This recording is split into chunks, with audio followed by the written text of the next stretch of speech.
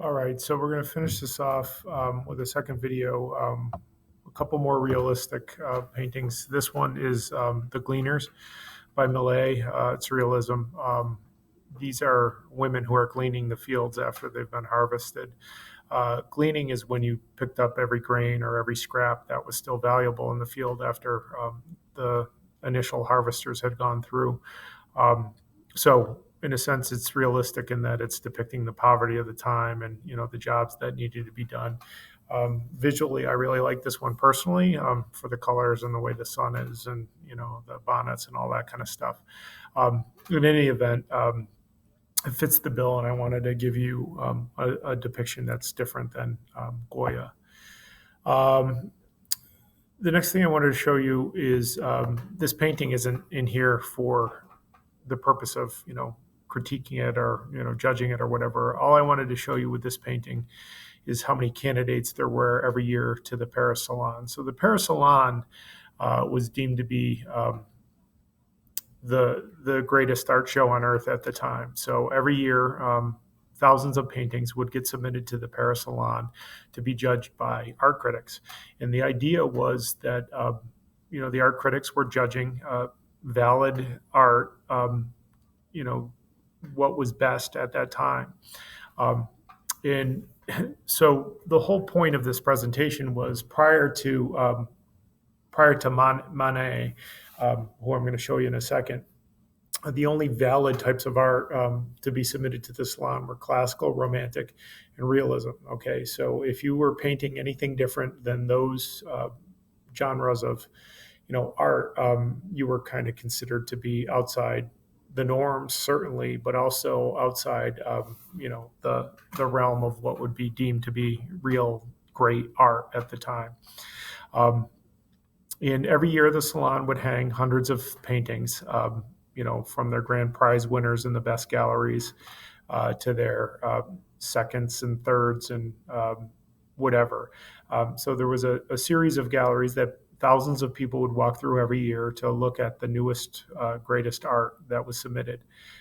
And like I said, I can't accentuate it enough. There were really only three um, types of art that were considered to be, um, you know, true art prior to modern art, and they were realism, classical, and romantic. Okay, so this is the painting that kind of blew up the art world.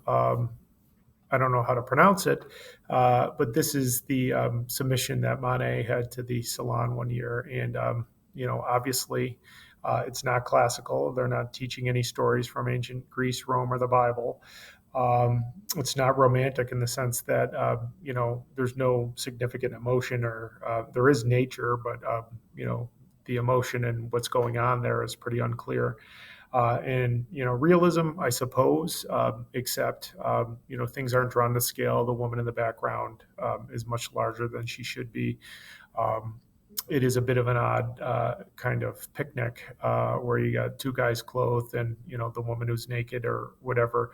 So the point is that when he submitted it to the salon, they didn't really know what to do with it, and therefore they rejected it. And Manet thought it was good. Maybe he knew it was good.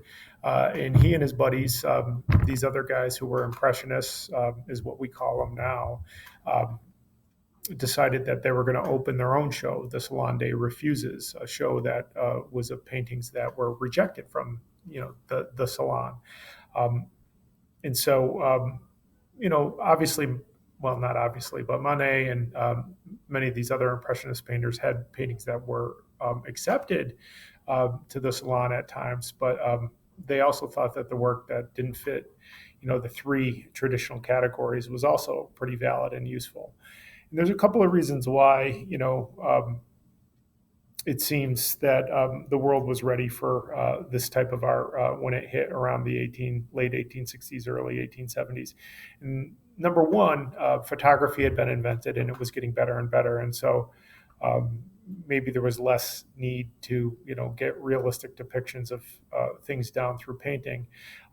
Another reason was it could be that the Enlightenment hit the art world at this point, where people were ready to have strange things thrown at them, which this probably meets the bill, and interpret it for themselves. Because if you think about the traditional forms of art, classical realism or romanticism, all three of them are considered valid because they're trying to get the viewer to converge on an idea that the artist had intended them to converge on. So, whether it's the empathy you're supposed to feel when you're looking at the Napoleon at the pest house, or whether it's uh, the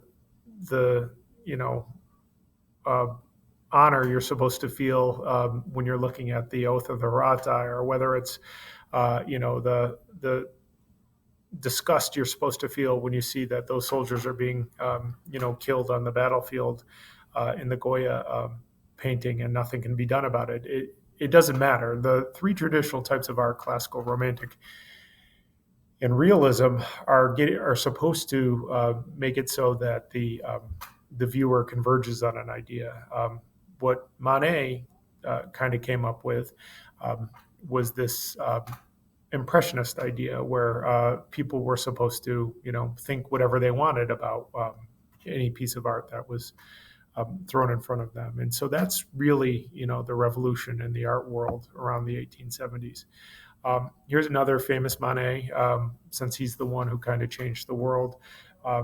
This is Olympia. This is probably his masterpiece. And this is a woman, I think she was a prostitute in Paris at the time.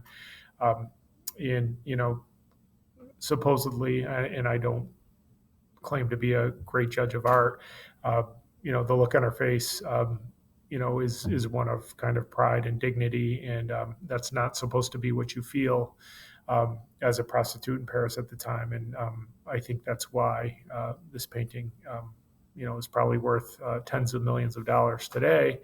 But also, it's not what people expected at the time, and it's not something that was intended for people to converge on one idea or another. It was something that was supposed to make people either angry or, whatever, defiant or proud or emboldened or whatever. But it's definitely modern in the sense that your thoughts and ideas about it could be very divergent.